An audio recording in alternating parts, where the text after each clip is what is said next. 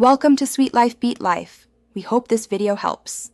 In this video, I will show you how to make a beautiful paper blossom tree, step by step. First, let's gather our essential supplies.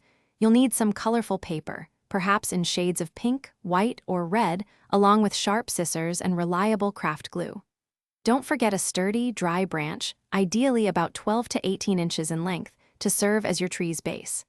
Having everything ready makes the crafting process smooth and enjoyable. Now, let's craft those lovely blossoms. Begin by cutting your chosen paper into small squares, roughly 2 by 2 inches for each flower. Fold each square multiple times to create a compact, layered shape.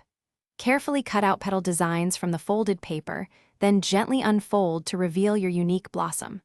For an extra touch of realism, softly curl the edges of the petals using a pencil or your fingers. This adds beautiful dimension. With your blossoms ready, it's time for assembly.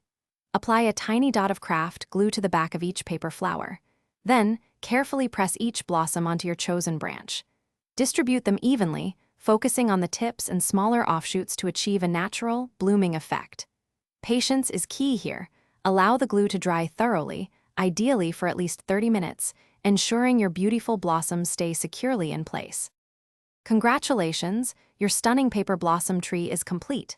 Now, for the grand finale, display. Carefully place your finished tree into a decorative vase or a sturdy pot. Make sure the base is stable to prevent any accidental tipping.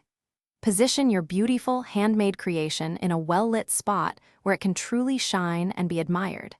Enjoy the everlasting beauty and charm your paper blossom tree brings to your space. Thanks for watching. Consider subscribing if we helped you.